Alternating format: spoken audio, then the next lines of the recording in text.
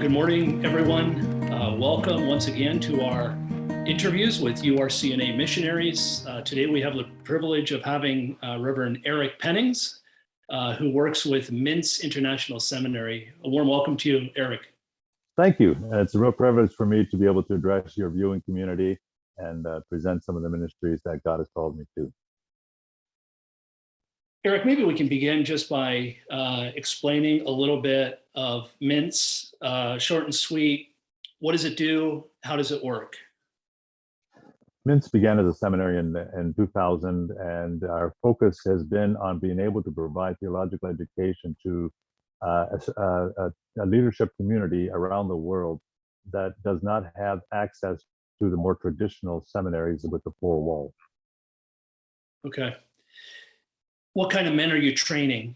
Would most of these men have an education, or how much education would they have? The majority of our students begin with very little education. And so we are also providing opportunities for them to get some very basic training before entering into our formal training ministries that begin with a bachelor's level of theological education and go on to the doctoral. Some students have already received prior training in their own professions, but not so much in the area of biblical theological training. How long does it take normally for a man to, when he begins, how long does it take for him to complete his training? That's a very interesting question, Richard, because that's the question that students ask me as they enter into the program too. How long will it take before I can get my bachelor's degree? And I answer them not so much with the length of time as with the consistency and the dedication that they will put towards their studies. There's 40 courses in the bachelor's level, 20 on the master's, and then your doctoral level if they choose to go into that. And and not all students are able to dedicate full time to the studies because they have family, they have work, and they have church ministries that they are involved in. Right, that makes sense. Yeah, it depends the time invested, right? Mm-hmm. So the professors teach specific courses. Those professors oftentimes travel to the field, especially in non-COVID times. But they travel to the fields, and they also will give segments of the course on the field in face-to-face meetings. Is that right? Yeah, with the distance portion of our model of our seminary training, we have traditionally been traveling into the countries, provide 4 or 6 or 8 hours of conference at any given location, provide for establish a facilitator locally there, and then move on to the next location that we travel to, leaving them with the materials that they need to study, and then staying in contact with them, with the facilitator of each one of these groups over the time, so that we can follow up on the study program. How has MINTS been affected by COVID? Obviously, travel's been tough for everyone right now. First of all, how has your travel been affected? And then secondly, how has that affected your work overall? Our travel has been strictly limited, of course, because of the travel restrictions that are in place. It's beginning to open up. Some of our international professors are beginning to do some traveling, but there's still restrictions. So we have shifted into teaching via Zoom. I am teaching currently to 2 different classes by way of Zoom. And that's been the part of the course for our missionaries over the last 19 months since the pandemic has started out. Typically then, when we do our traveling, we are able to do the various leaders. We try to meet each group at least once a year. Okay. Have you seen, I imagine you've had some struggles over the last couple of years, just maintaining contact?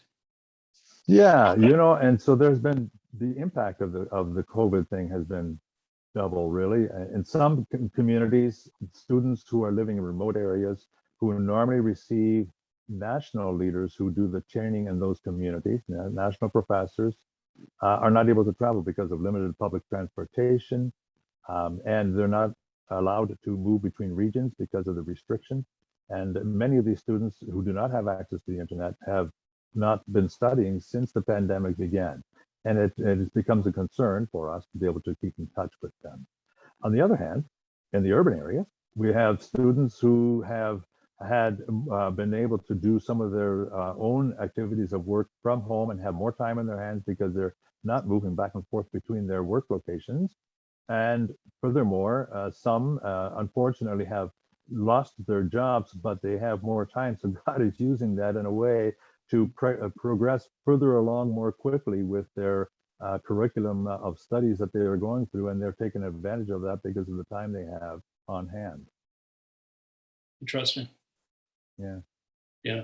There's been mixed blessings, right, amongst this in this tough time for all of us. I think every ministry, every church has felt it, and we can appreciate that.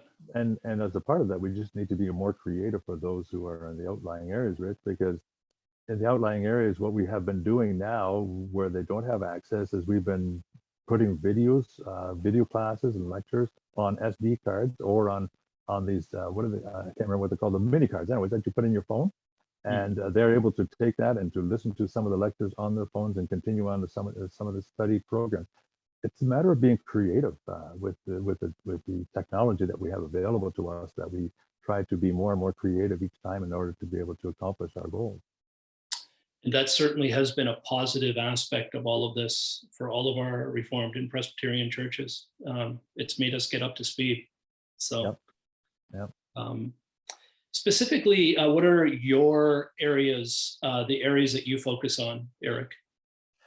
My passion is with teaching, so I continue to teach. I teach 2 or 3 courses at any given time, and also have been doing some, personalized study programs.